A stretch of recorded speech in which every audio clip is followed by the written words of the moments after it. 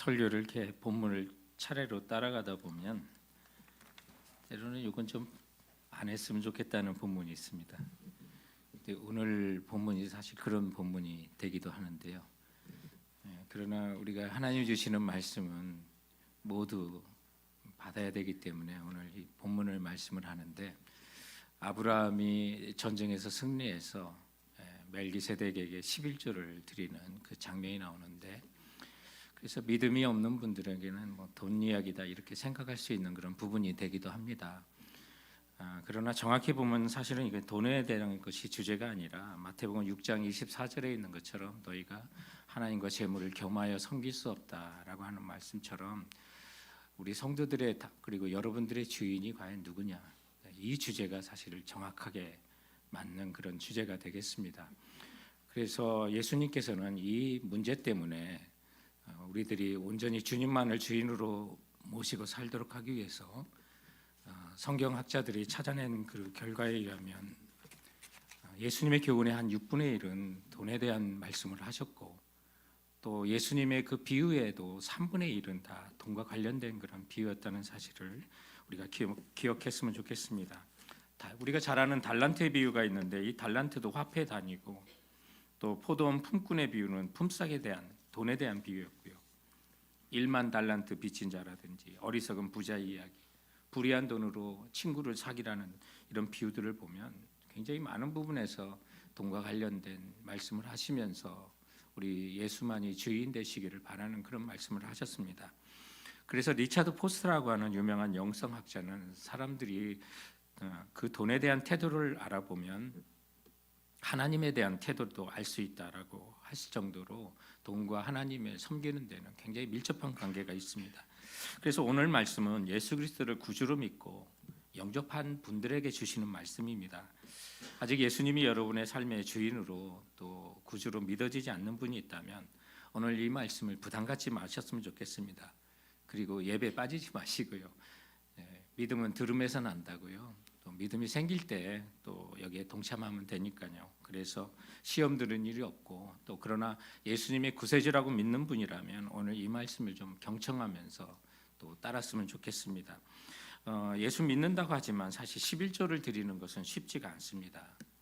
사실 저는 그 힘든 것을 잘 모릅니다. 왜냐하면 예수 믿는 부모에게서 태어나서 어려서부터 그 훈련이 되었고, 또 우리 자녀들도 작은 용돈을 줄 때부터 훈련을 시키다 보니까 아이들도 지금 뭐 다 장성해서도 뭐 11조를 어려워하지 않습니다. 또 이 11조를 할 때는 정말 놀라운 하나님의 복이 있는 것을 우리가 알게 되고, 말라기 3장 10절에 보면 만군의 여호와가 이르노라, 너희의 온전한 11조를 창고에 들여 나의 집에 양식이 있게 하고, 그것으로 나를 시험하여 내가 하늘 문을 열고 너에게 복을 쌓을 곳이 없도록 붙지 아니하나 보라라고 11조를 실행하는 자에게는 하나님 복을 주신다고 약속하셨는데, 근데 여러분들이 이 복을 꼭 돈과 물질로만 생각하지 말았으면 좋겠습니다. 저희 가정의 경험으로 보면 이거는 하나님의 종합적인 축복입니다.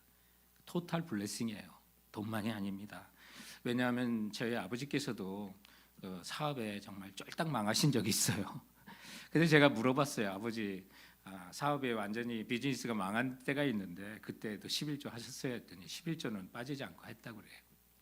그런데도 망했습니다. 그런데 사실 그것이 우리 가정의 복이었고, 돌아보면 아버지, 정말 하나님께서 11조 하는 사람에게 복을 주신다는 게 맞습니까? 그랬더니 그럼 풍성한 복을 주시지라고 그랬어요. 근데 그 풍성한 복에는 저희 형제들, 그러니까 아버지의 자녀들이 다 목회자가 된 것이 가장 큰 복이라고 하시더라고요. 그런데 보면 정말 하나님께서는 약속을 실천하는 자에게는 그 언약을 신실하게 베푸시는 것을 보게 됩니다. 그러므로 마음을 열고 우리가 정말 주님의 약속, 언약의 말씀 주시는 대로 따라 사는 자에게는 토탈 블레싱, 종합적인 복을 주신다는 생각을 가지고 오늘 본문을 좀 함께 살펴봤으면 좋겠습니다. 우리 지난주에는 우리 14장 앞에 있는 부분을 통해서 당시에 또 페르시아 지역에 있는 4개의 큰 나라가 또 팔레스타인 지역에 오랫동안 또 식민 통치를 하다가 소돔과 고모라를 이제 멸망시키고 잡아가는 이야기까지 들었습니다.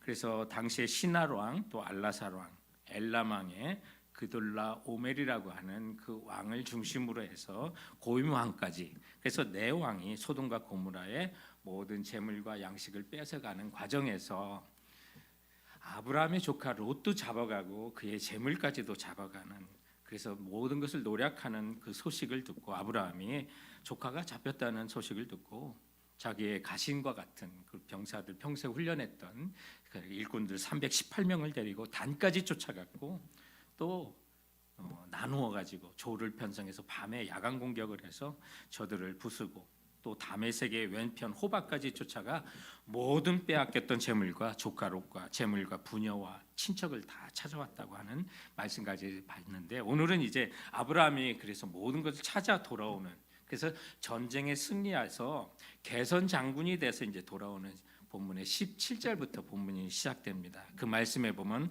아브라함이 그돌라 오멜과 그와 함께한 왕들을 쳐 부시고 돌아올 때, 바로 그때.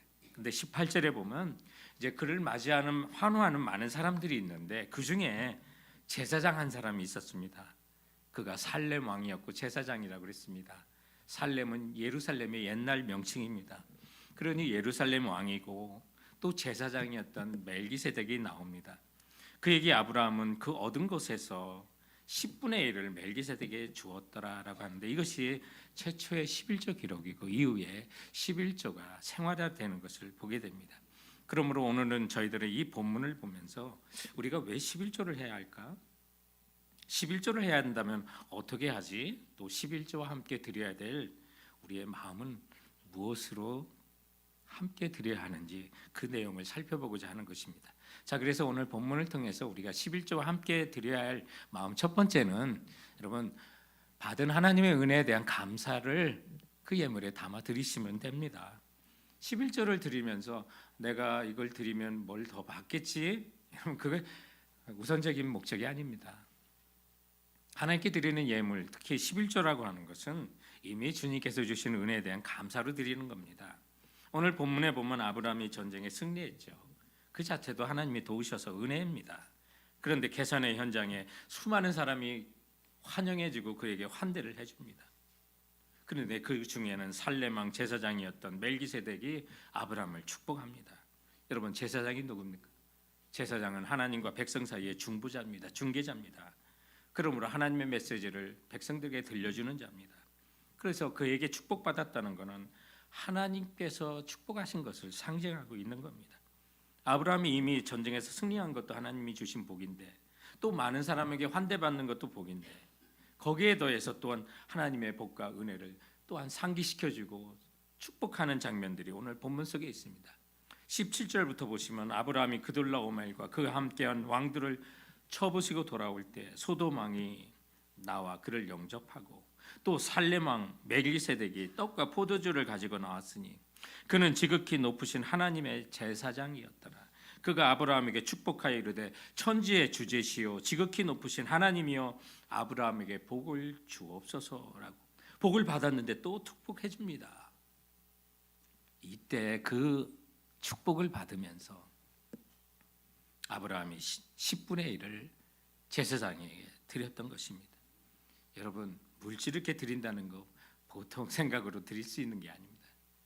정말 축복을 깨달은 사람이, 그 은혜를 경험한 성도들이 하나님께 드리는 것이 바로 11조입니다. 그런데 그 헌금을 드릴 때 이걸 드렸으니 또 뭘 더 받겠지, 여러분 그게 아닙니다. 우리가 드리는 예물과 11조에는 하나님께서 내게 주신 은혜에 대한 감사를 담아 드리는 거죠. 여기 아브라함을 환영하고 축복했던 멜기세덱은 아주 미스테리한 분입니다. 그래서 그 이름에조차도 멜기 왕이란 뜻이고요, 세덱 의라는 뜻입니다. 공의, 정의라고 하는 그런 뜻을 갖고 있습니다. 그러니까 의의 왕, 정의의 왕입니다. 그런데 살렘이라고 하는 건 지금의 예루살렘이니까 예루살렘 왕이고요. 그런데 신약 성경에는 이분이 예수님의 그림자로 표현하고 있습니다. 그래서 히브리서 7장 3절에 보면 7장 1절부터 멜기세덱에 대한 이야기를 하다가 이 멜기세덱은 아버지도 없고 어머니도 없고 족보도 없고 시작한 날도 없고 생명의 끝도 없어서 하나님의 아들과 닮아서 항상 제사장으로 있느니라라고 말합니다. 그래서 이 사람은요 처음과 마지막이 없는 사람이에요.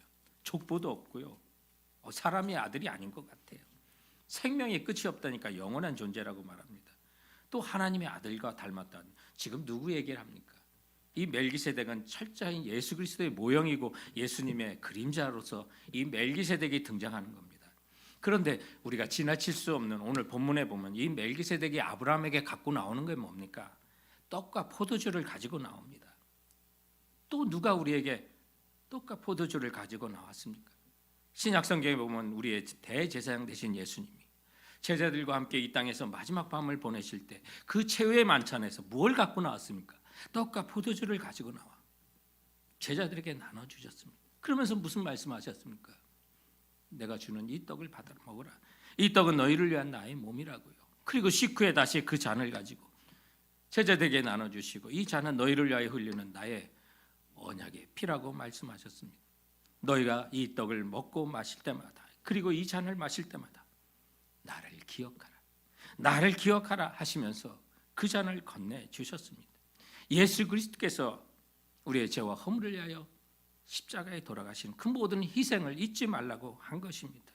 사랑하는 성도 여러분, 우리가 예수님의 십자가에 흘리신 그 희생, 전부를 주신 그 은혜, 그 피 흘려주시고 그 몸 찢겨주신 그 은혜 때문에 우리가 죄사함 받고 구원받으며 이 땅을 사는 것을 여러분 믿지 않습니까? 그렇기 때문에 그 주님이 주신 그 큰 은혜, 그 구원받은 거 이것을 감사함으로 기억하는 자마다 마음에서 우러나서 드리는 것이 드림의 시작이고 그 가운데 11조라는 것은 이런 은혜를 받은 것에 대한 감사를 드리는 예물이 되는 것입니다. 그러므로 사랑하는 성도 여러분, 주께서 우리에게 주신 그 은혜를 담아 헌금을 드리시고 11조를 드릴 때마다 주님 이미 받은 것 그 은혜 감사합니다라고 하는 그 마음을 담아 주님께 드리시면 우리 주님께서 기뻐 받으시는 예물이 될 줄 믿는 정말 믿음의 사람으로 일어서시길 주님의 이름으로 축원드립니다.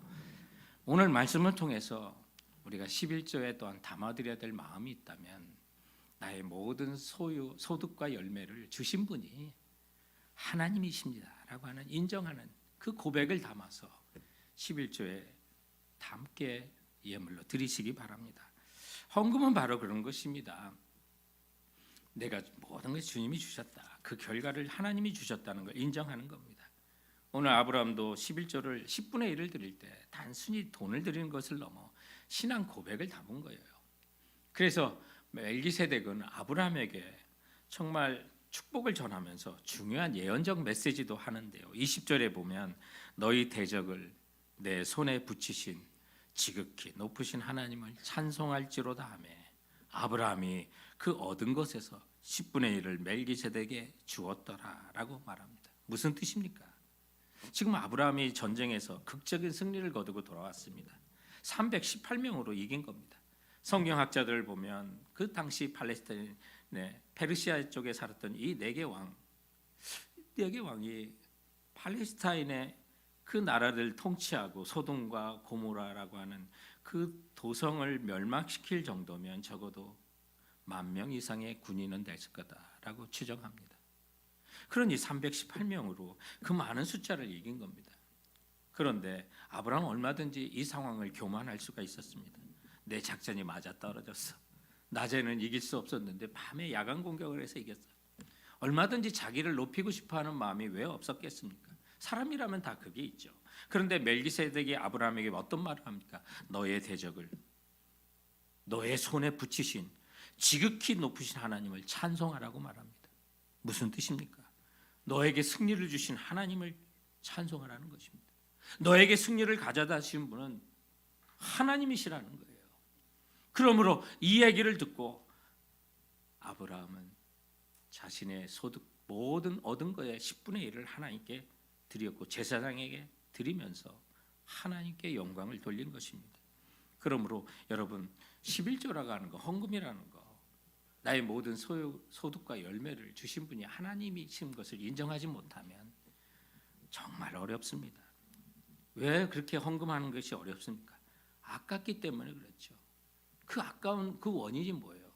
내가 벌었다고 생각하니까 그렇죠.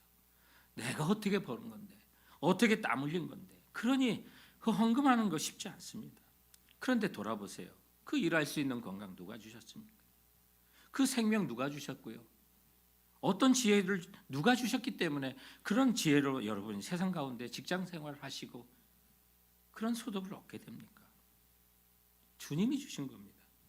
우리 하나님께서 나에게 건강 주시고 지혜 주시고 생명 주셨기 때문에, 주님 도와주셨기 때문에 나의 모든 소유과 열매를 주님이 주셨다고 하면 가능한 것이 헌금이고 그리고 11조가 되는 것입니다. 그런 사실을 기억할 때 주님께 모든 것이 주께로부터 왔으며 주께로 돌려드릴 뿐입니다라고 하는 다윗과 같은 고백과 함께 모든 열매를 주신 주님을 인정하면서 고백하면서 헌금에 마음을 담아 드릴 수가 있게 되는 겁니다. 그렇지 않으면 힘든 겁니다.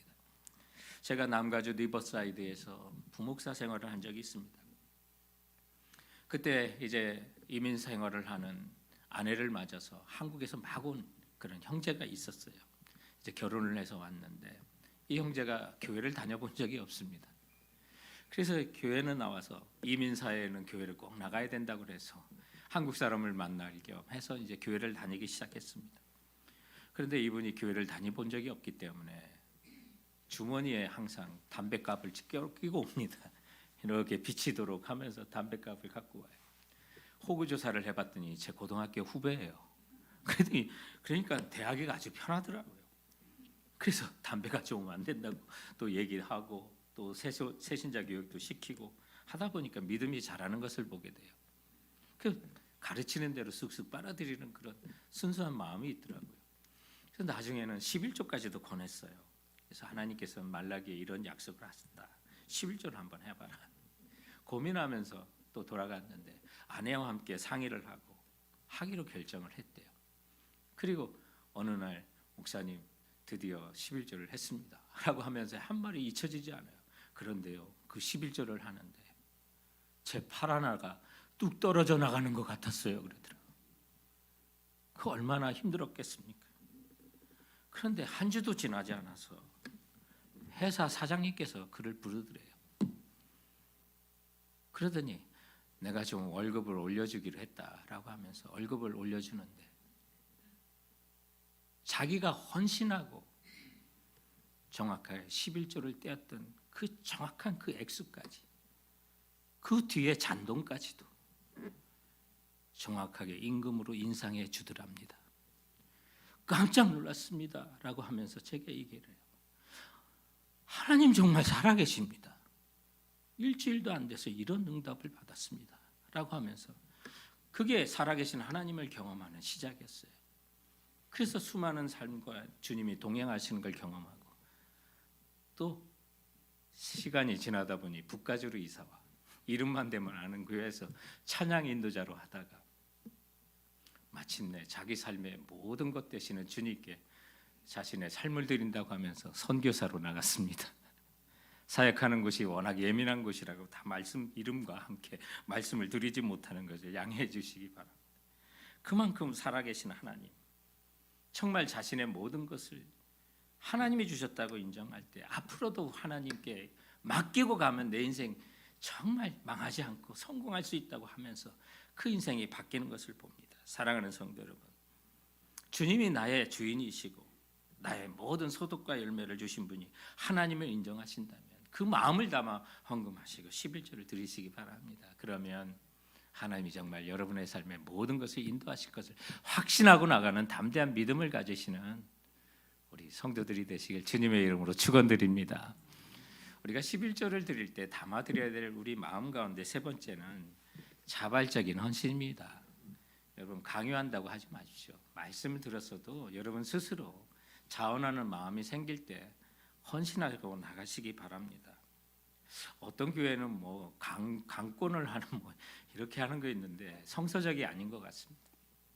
정말 하나님 받으시는 거는 물질이 부족한 분이 아니시잖아요. 그러니까 자발적인 좀 자원한 헌금을 주님 기뻐하세요. 이 본문에도 보면 아브라함이 11조를 10분의 1을 드릴 때 누가 명령한 거 아닙니다. 아브라함이 자발적으로 헌신해서 자원해 드린 거죠. 근데 이것이 아브라함 이후에 이제 아름다운 전통이 됩니다. 그래서 아브라함의 아들 이삭도, 이삭의 아들 야곱도, 그래서 창세기 28장 22절에 보면 야곱이 베델의 들판에서 10분의 1을 반드시 하나님께 드리겠다고 서원을 하고 그리고 그분을 정말 그 명령을 그 서약을 성실하게 진행해 나가는 걸 보게 되는데, 이것이 이제 아름다운 전통이 됩니다. 그 후에 한 600년이 흘러서 이제 모세 시대에 이것이 11조가 율법의 한 부분이 됩니다. 그래서 레위기 27장 30절 이하에 보면 거기에 그리고 그 땅의 10분의 1, 그 땅의 곡식이나 나무의 열매는 그 10분의 1은 여호와의 것이니 여호와의 성물이라. 또 32절에 보면 모든 소나 양의 11조는 목자의 지팡이 아래로 통과하는 것이 그 10번째 것마다 여호와의 성물이 되리라 했어. 양들이 지나가도록 지팡이를 들고 셌다가 10번째 거는 하나님께 이렇게 하나님께 드리라고 명령이 되고 율법이 됩니다. 종종 11조를 반대하는 성도들 가운데 반대하는 이유는 두 가지가 있습니다. 신약적이 아니라는 거예요. 복음적이 아니라는 거예요. 그래서 반대하는 소리를 많이 듣습니다. 근데 신약에 와서 11조가 강조가 안 된 건 사실입니다. 근데 왜냐하면 초대교회 성도들에게 있어서 11조는 기본이었고요. 그것을 언급할 필요가 없기 때문에 그렇습니다. 누구나 하고 있는 것이었기 때문에 그렇습니다. 또 하나는 율법이 폐지됐기 때문에 율법이 폐지될 때 그 율법에 했던 11조도 폐기되었다고 주장하는 분도 있습니다. 그러나 기억할 것은 율법 이전에 11조가 있었습니다. 율법이 만들어질 때 11조 한 게 아닙니다. 그 전부터 아브라함부터 정말 하나님 은혜에 감사하고 11조가 있었던 것을 보게 됩니다. 그래서 마태복음에 보면 그 시대에도 11조는 모든 유대인들이 했었습니다. 그런데 율법의 그 형식만 붙들고 그 율법의 진정한 의미를 잃어버렸기 때문에 예수님께서 화 있을진저 바리새인이여 하면서 책망하시면서 예수님은 11조를 하라고 주님이 친히 말씀하셨는데, 마가복음 23장 23절과 누가복음 11장 42절에 보면 화 있을진저 바리새인이여 너희가 박하와 운양과 모든 채소의 11조는 드리되 공의와 하나님께 대한 사랑은 버렸도다. 그러나 이것이 바로 11조입니다. 이것도 행하고 저것 하나님을 향한 사랑 그리고 세상을 향한 공의 그것도 버리지 말아야 할지니라고 주님께서 목소리로 우리에게 친히 들려주셨습니다. 그럼 왜 10분의 1입니까? 여기에 10이라고 하는 그 숫자는 이스라엘 백성들에게 있어 유대인들의 개념에는 찰만자 완전 수입니다. 그 만수입니다. 꽉 찬 숫자입니다.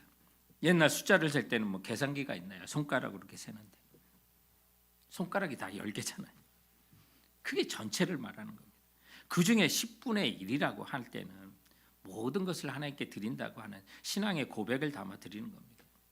그 중에 모든 것이 주님 것인데 그 전체가 모든 찰만한 모든 날 삶의 재산의 모든 찬 것이 하나님의 것인데 그 중에 10분의 1을 드릴 때는 10분의 1만 드리는 것이 아니라 10분의 10 전체를 드리는 것을 상징하고 있는 것입니다.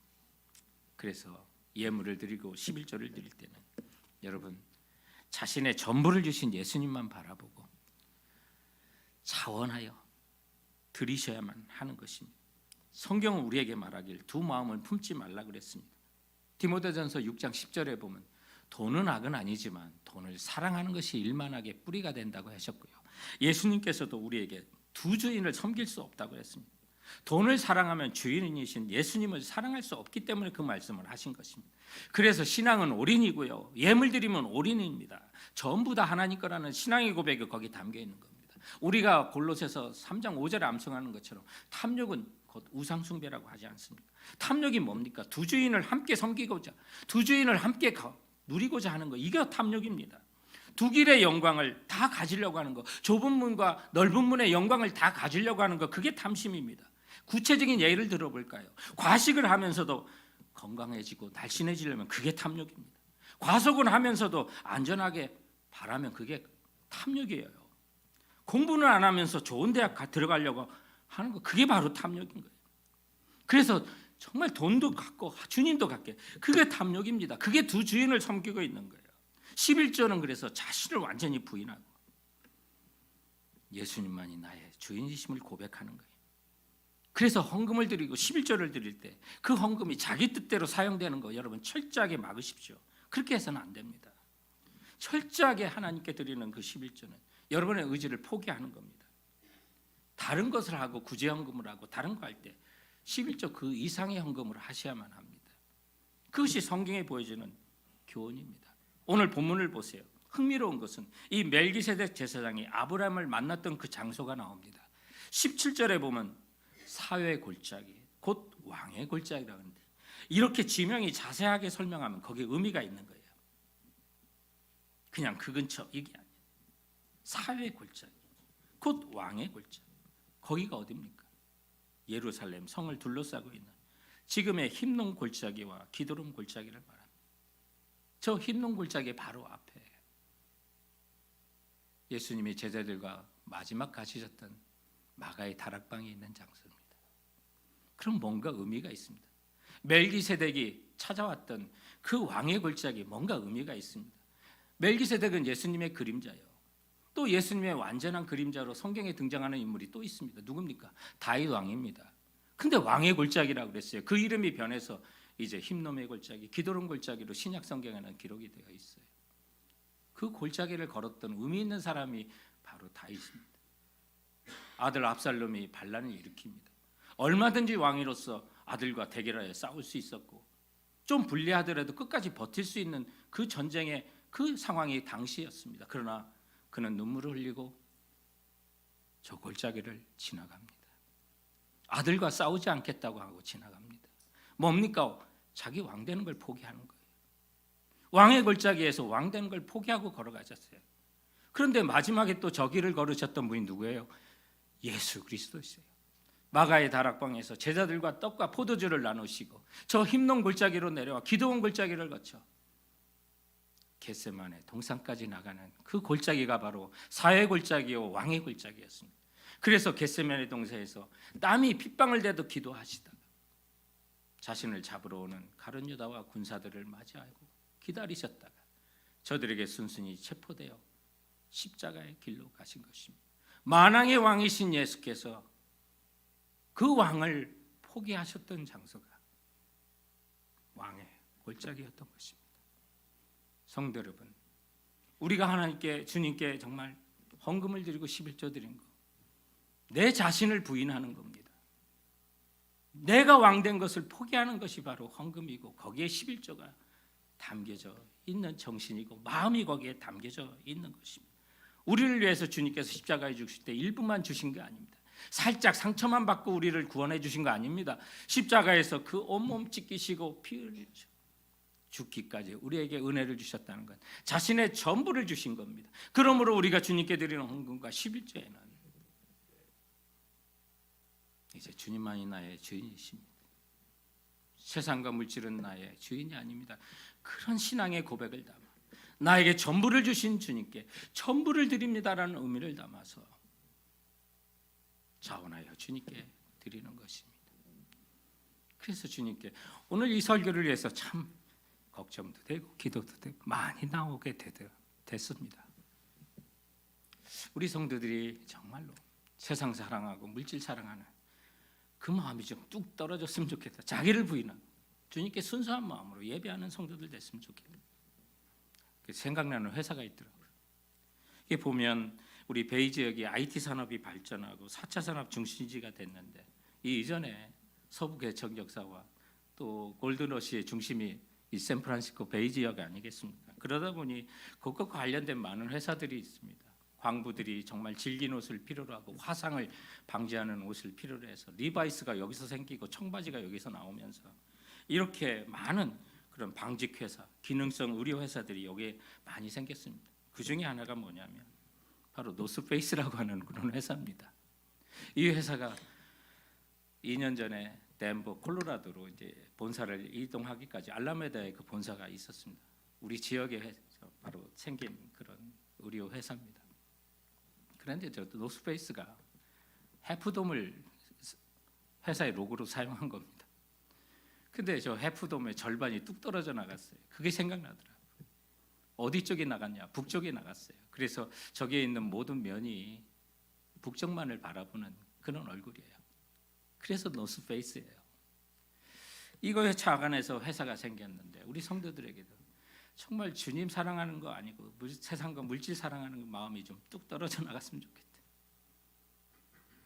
그래서 주님만을 바라보고 사모하면서 북쪽만을 바라보는 해포돔처럼 우리도 전부를 주신 예수님만 바라볼 수 있다면 얼마든지 자원하여 헌신하여 주님께 예배하고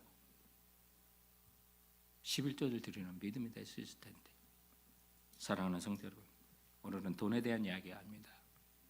주인에 대한 이야기였습니다.